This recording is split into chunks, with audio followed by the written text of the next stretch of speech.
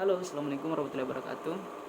Perkenalkan, nama saya Irwan. Saya alumni NST Batch 12, penempatan Sulawesi Tengah, Kabupaten Banggai, Puskesmas Bualimo. Pernah juga menjadi bagian NS individu yang terbaru ini di Sulawesi Tenggara, Kabupaten Muna Barat, Puskesmas Kombikuno, tapi hanya selama 3 bulan. Dan alhamdulillah sekarang udah menjadi bagian dari CPNS Kabupaten Maluku Tengah, Puskesmas Porto Harja. Nah, di sini saya ingin berbagi tips dan trik ke teman-teman pelamar Nusantara Sehat. Bagaimana tips dan triknya supaya bisa menjadi bagian dari Nusantara Sehat. Karena kebetulan banyak sekali dari teman-teman yang bertanya, mau itu secara langsung atau melalui WhatsApp, DM, Instagram. Banyak yang bertanya, "Kak, kasih dong trik dan triknya untuk menjadi bagian dari Nusantara Sehat." Karena banyak dari teman-teman yang ikut atau mendaftar sebagai Nusantara Sehat, banyak dari mereka yang udah ikut berapa kali tapi lolos pemberkasan, hanya lolos cadangan pemberkasan.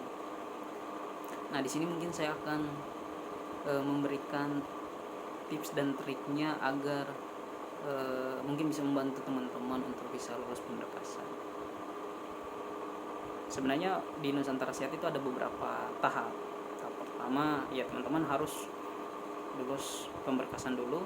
Setelah lulus pemberkasan, nanti ada tes tertulis, tes menggambar, sama FGD. FGD itu adalah fokus grup diskusi, di mana nanti teman-teman akan diberikan sebuah kasus dan teman-teman akan mendiskusikan dengan kelompok, dan bagaimana teman-teman bisa memecahkan atau mencari jalan keluar untuk permasalahan yang diberikan oleh pembimbing nantinya. Setelah itu nanti ada wawancara. Nah, saya tidak mau langsung ke tahap membahas secara langsung keseluruhan, tapi saya ingin bertahap. Saya ingin mulai dari di awal dulu, yaitu tentang bagaimana cara pengisian pemberkasan dulu. Karena percuma saya bahas sampai detail sampai habis, ternyata di awal dulu aja teman-teman belum bisa lolos pemberkasan. Nah, fokus saya di video atau vlog saya ini adalah saya akan mengupas di pemberkasan dulu. Nanti kalau andai kata misalkan umpan balik dari teman-teman, misalkan video ini bagus dan teman-teman minta lanjutannya lagi, saya siap buatkan lanjutannya lagi. Nanti mungkin pembahasan berikutnya adalah tentang persiapan untuk bagaimana cara pengisian tes tertulis, tes menggambar atau FGD-nya, ataupun nanti pada saat wawancara. Nah, karena begitu banyak dan antusias pelamar-pelamar dari berbagai tempat, dan menurut saya persaingan di Nusantara Sehat sekarang cukup tinggi. Karena dulu di angkatan saya sendiri, kami itu tidak ada yang namanya lulus cadangan pemberkasan.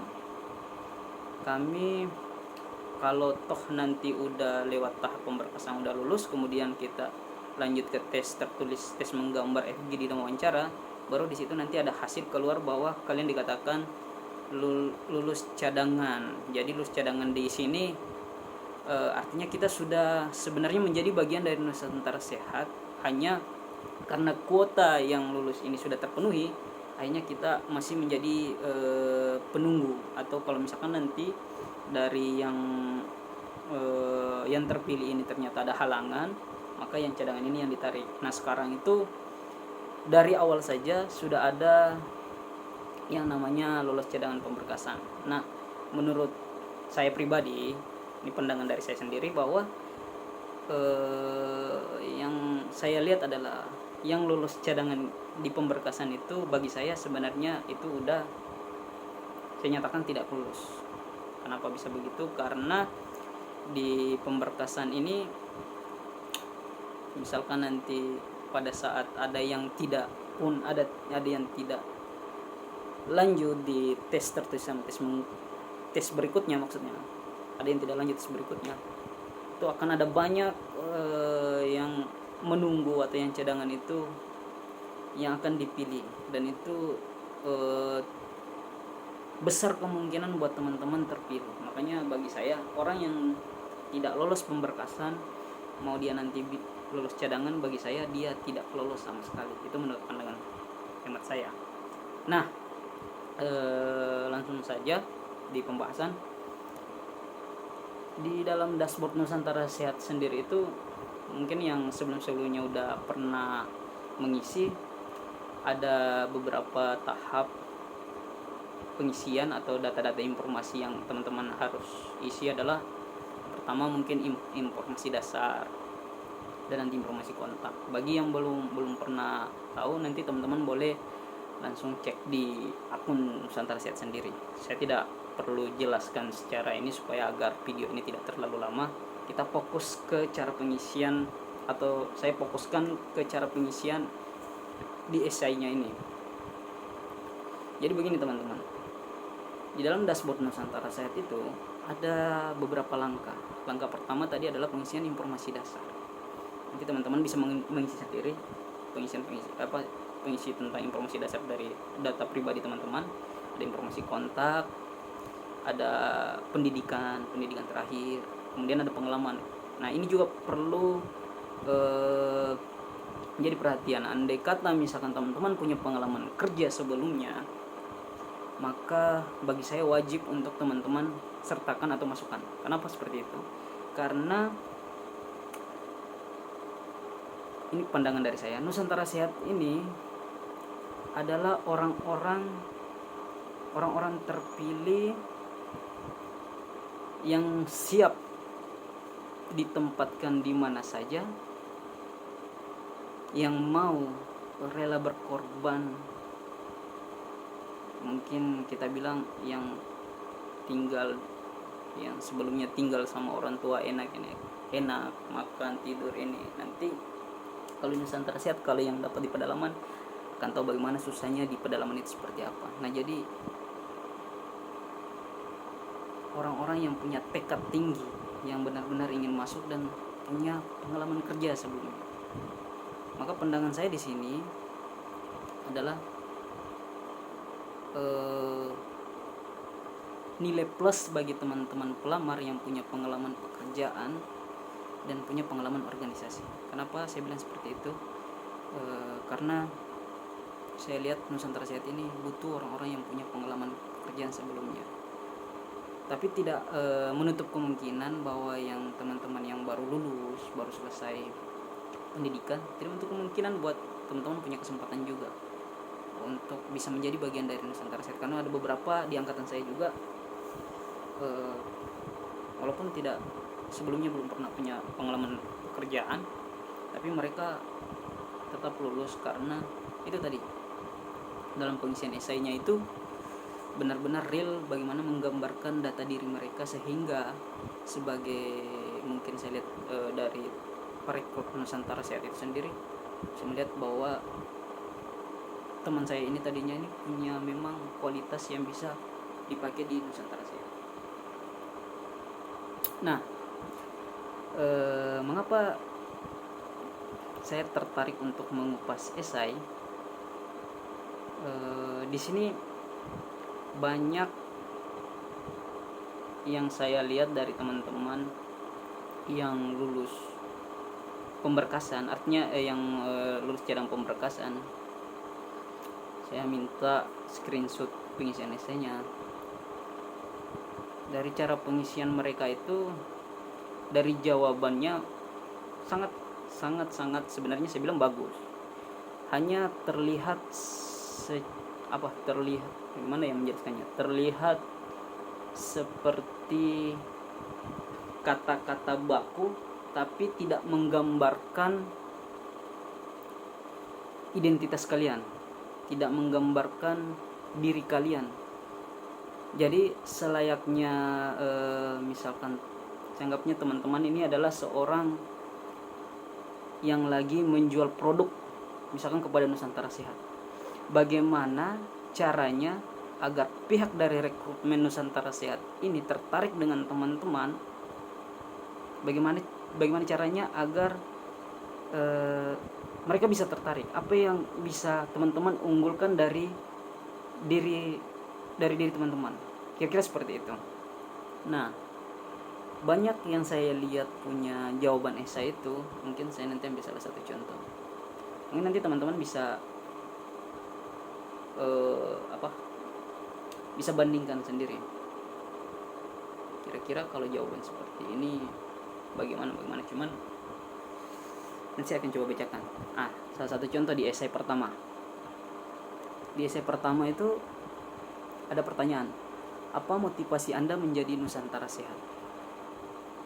Nah, ini ada beberapa screenshot yang saya minta dari beberapa teman-teman, mereka mengingat saya. Jawaban mereka itu saya akan bacakan. Motivasi pertama saya adalah yakni hendak menambah pengalaman, karena saya merasa pengalaman selama 2 tahun di tempat pengungsian nantinya akan menjadi pengalaman luar biasa yang akan saya dapatkan dalam hidup saya. Saya perlu mengaplikasikan ilmu yang telah didapatkan waktu menjadi mahasiswa, terutama dari pinggiran masyarakat masih belum mengerti mengenai masalah kesehatan. Saya mau menjadi manusia yang bermanfaat dan dapat memberikan sesuatu kepada lain, karena sebaik-baiknya manusia ialah dapat bermanfaat untuk orang lain.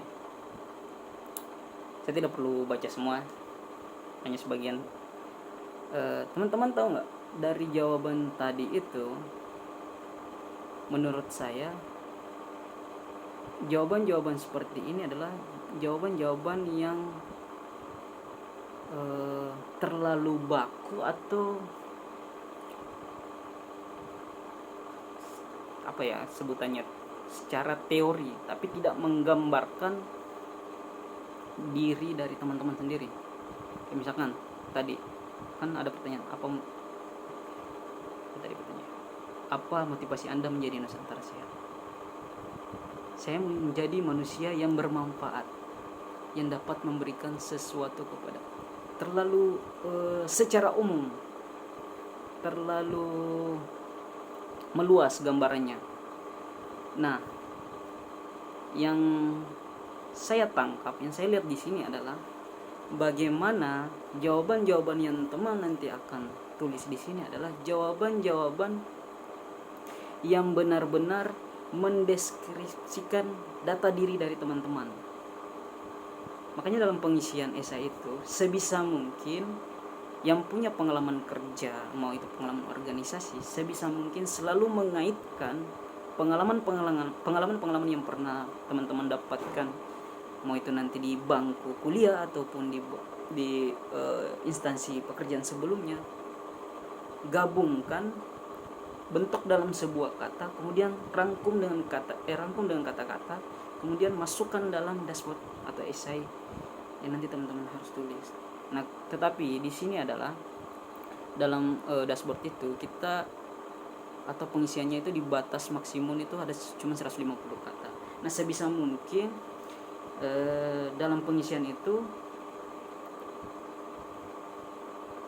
tidak terlalu panjang, detail, tapi sudah menggambarkan data diri dari teman-teman. Saya tidak bisa memberikan contoh kata-katanya seperti apa, harus kayak seperti ini, karena bisa saja nanti pengalaman dari teman-teman berbeda dengan apa yang pernah saya kerjakan dulu. Jadi jangan jawaban secara monoton. Monoton itu dalam arti kayak umum dan luas, dan tidak menggambarkan seolah-olah bahwa itu dari diri dari teman-teman itu sendiri.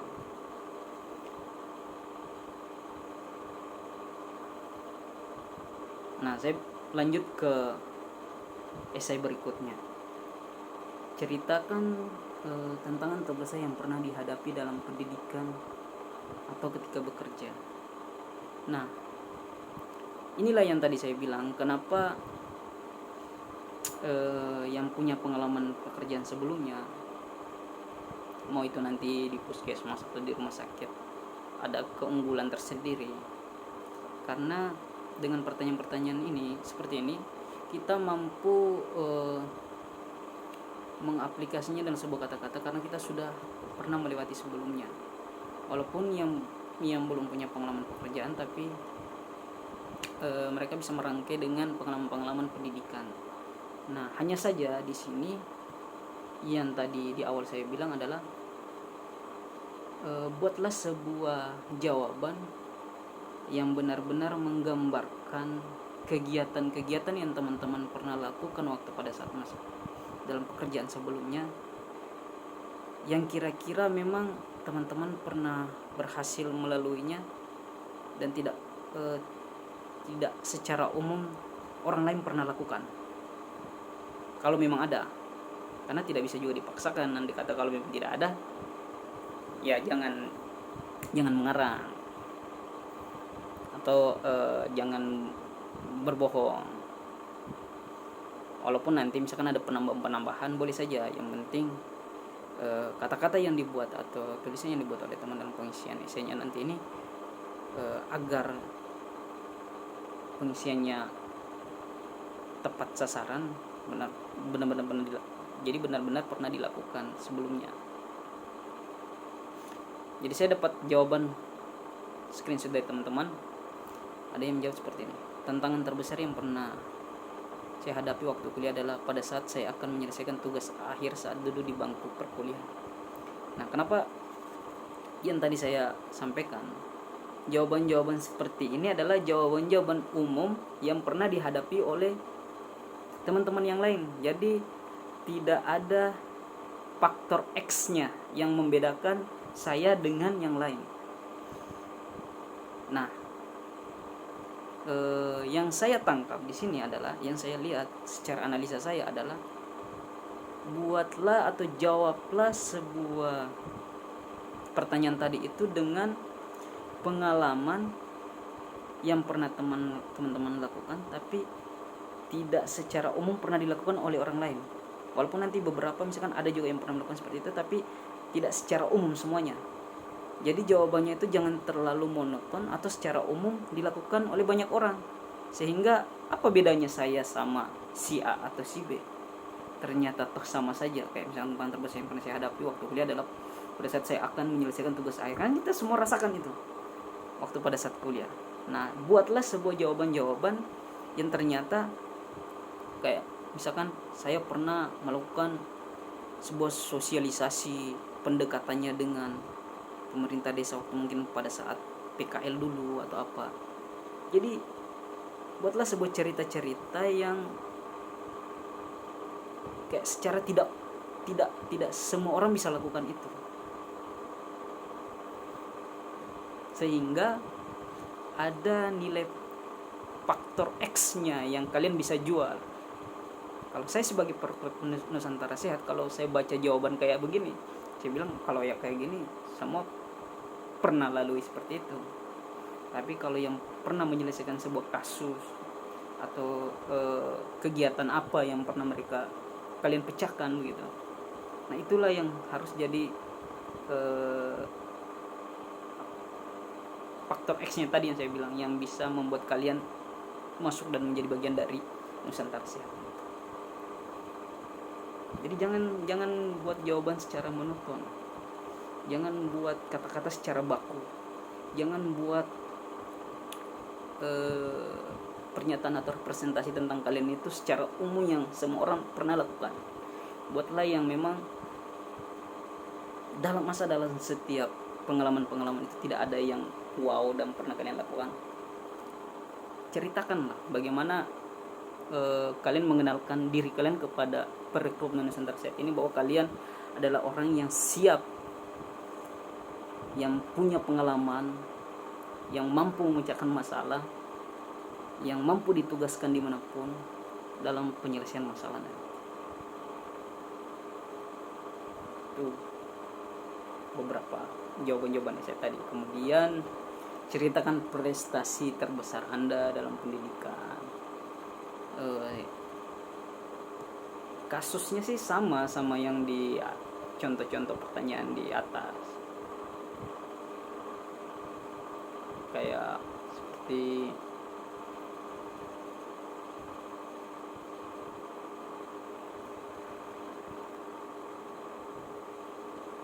saya lulus dengan IPK ini, dengan IPK tinggi, mungkin itu bisa jadi nilai lebih juga, tetapi terlalu monoton, terlalu tidak tidak menggambarkan secara detail kemampuan kalian yang harus diketahui oleh si perekrut Nusantara Sehat ini. Ya, prestasi terbesar apa yang pernah kalian buat pada saat bekerja di instansi sebelumnya atau di organisasi sebelumnya.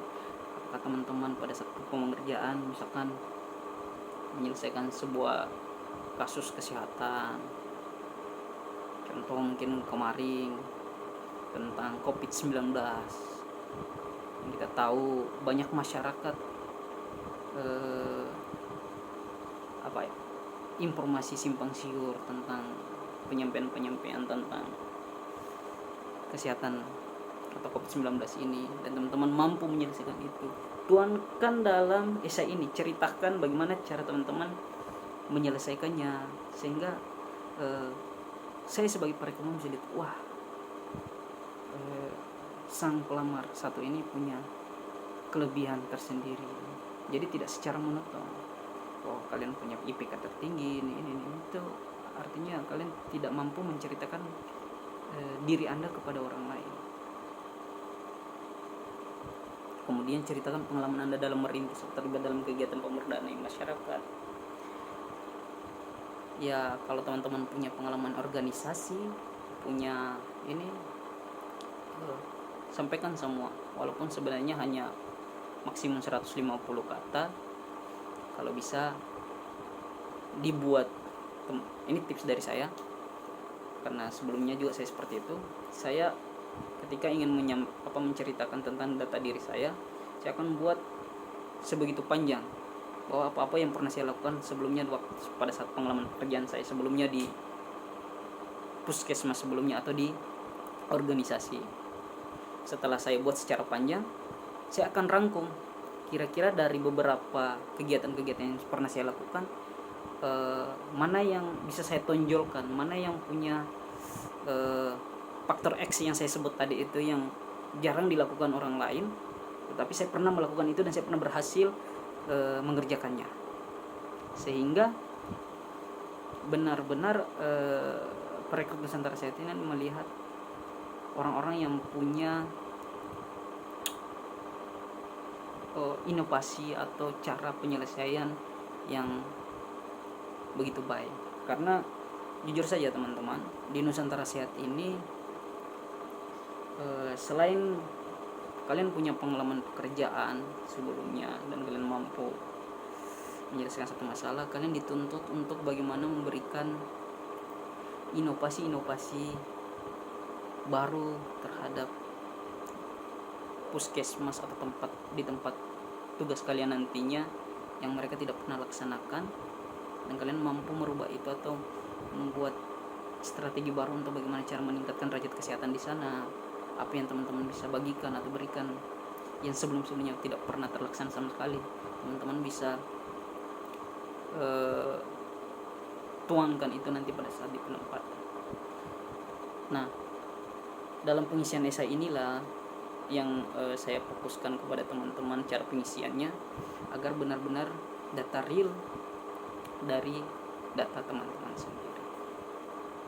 Nah, mungkin sebenarnya kalau pengen bahas ini Nusantara Sehat masih ada langkah berikutnya, hanya saja saya akan batasi dulu sampai di pembahasan tentang pengisian esai ini.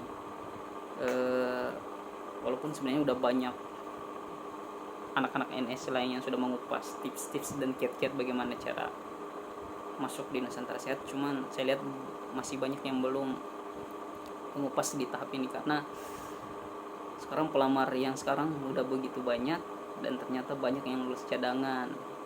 Nah, ada sampai yang beberapa kali lulus cadangan tapi belum dipanggil-panggil, dan mereka tidak pernah merubah data. Bagi saya, kalau udah lolos cadangan, saya tidak akan masuk dengan data yang lama. Saya akan perbarui data yang sebelumnya. Data yang maksudnya yang saya perbarui bukan data pendidikan atau data kontak. Misalkan kalau misalkan saya punya kontak masih kontak yang lama ya, di sini yang data yang saya maksud adalah data esainya.